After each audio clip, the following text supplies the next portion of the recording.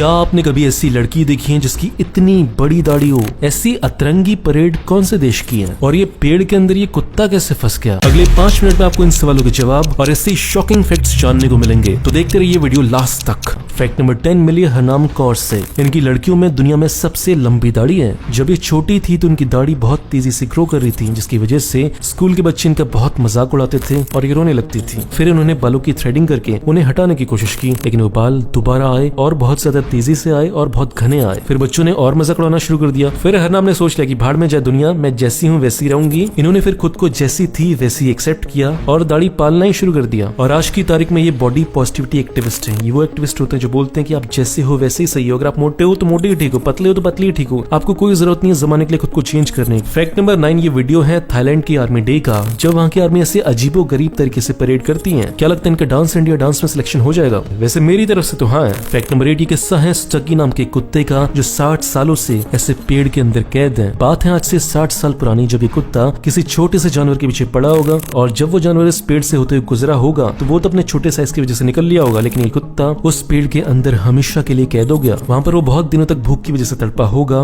फिर उसकी मौत हो गई होगी और फिर इसके 60 साल के बाद जब लोग उस पेड़ को काटने के लिए आए तब उन्हें इस कुत्ते की बॉडी मिली और आज भी ये कुत्ता इस पेड़ के अंदर ही है, जॉर्जिया के म्यूजियम में रखा हुआ है। फैक्ट नंबर 7 अगर मैं आपसे कहूँ कि एक पायलट ने, क्योंकि उसकी लैंडिंग सही से नहीं हो रही थी तो इसलिए उसने एक न्यूक्लियर बम आसमान से फेंक दिया, तो क्या आप विश्वास करोगे ऐसा ही हुआ था। साल था 1958, यूएसए की एयरफोर्स ट्रेनिंग कर रही थी और इसी ट्रेनिंग के दौरान उनके 2 एयरक्राफ्ट आपस में टकरा गए और उसी में से B-47 एयरक्राफ्ट पर मौजूद थे मेजर हॉवर्ड, और प्लेन का वेट ज्यादा होने की वजह से वो सही से लैंडिंग नहीं कर पा रहे थे। तो फिर प्लेन को हल्का करने के लिए उन्होंने क्या किया, एक 4 टन का न्यूक्लियर बम नीचे फेंक दिया। बहुत ही बढ़िया। फिर इसके बाद प्लेन तो सेफली लैंड हो गया, लेकिन वो 4 टन का बम अटलांटिक ओशन में कहीं गुम हो गया। इसके बाद बहुत सारी कोशिशें की गई कि उस बम को ढूंढा जा सके, लेकिन वो बम आज तक नहीं मिल पाया। कोई दिक्कत वाली बात नहीं, जिस दिन फटेगा उस दिन पता चल जाएगा। फैक्ट नंबर 6 क्या आपने कभी सोचा है कि जो चींटियां हैं वो जब पेड़ के सामने खड़ी होती होंगी तो उन्हें कैसा लगता होगा? अगर वही चीज फील करना चाहते हो तो जा सकते हैं यूएसए के कैलिफोर्निया में बेस्ड सिकोया नेशनल पार्क में। इस पार्क में दुनिया के सबसे बड़े बड़े पेड़ पाए जाते हैं और इतने पुराने पेड़ जो आज से 2000-3000 साल पुराने हैं। इनके सामने खड़े होकर ऐसा लगता है कि जैसे हम किसी दूसरे ग्रह पर आ चुके हैं। फैक्ट नंबर 5 ये किस्सा बहुत इंटरेस्टिंग है। बात है वर्ल्ड वॉर 2 की। तब नीदरलैंड का एक शिप था जो इंडोनेशिया के जावा में फंसा हुआ था और उसे जाना था ऑस्ट्रेलिया, लेकिन एक बहुत बड़ी प्रॉब्लम थी कि जो जापान के एयरक्राफ्ट थे वो आसमान में घूम रहे थे, उनसे बचना इम्पॉसिबल था। फिर इसके बाद नीदरलैंड की आर्मी ने एक ऐसी ट्रिक निकाली जो बहुत एपिक थी। उन्होंने अपने पूरे शिप को एक आइलैंड में कन्वर्ट कर दिया। कैसे? शिप में मौजूद 45 लोगों ने बड़े बड़े पेड़ काटे, बड़ी बड़ी लकड़ियां काटी और उसको शिप के ऊपर रख दिया, जिससे आसमान से देखने पर यह लगता था कि नीचे कोई आइलैंड है। तो ये लोग दिन के टाइम क्या करते थे कि किसी आइलैंड से जाकर चिपक जाते थे, जिससे होता यह था कि जब जापान की एयरफोर्स ऊपर से देखती थी तो उन्हें लगता था कि ये तो आइलैंड है, शिप कहाँ पे है। दिन में वो ऐसा करते थे और फिर वो रात को ट्रेवल करते थे और इस चीज में उनकी मदद हो पाई इंडोनेशिया के 18,000 आइलैंड की वजह से। हाँ, इंडोनेशिया के पास 18,000 आइलैंड्स हैं। तो ऐसे धीरे धीरे करके रोज ट्रेवल करते रहे और वो टोटल 8 दिन के बाद जावा से ऑस्ट्रेलिया पहुंच गए। फैक्ट नंबर 4 हम जो थम्स अप करते हैं इसकी शुरुआत कैसे हुई थी, इसके पीछे भी इंटरेस्टिंग कहानी है। बात है आज से 2000 साल पुरानी एंशिएंट रोम की। तब वहां पर बड़े बड़े स्टेडियम्स के बीच में ग्लैडिएटर्स लड़ाई करते थे।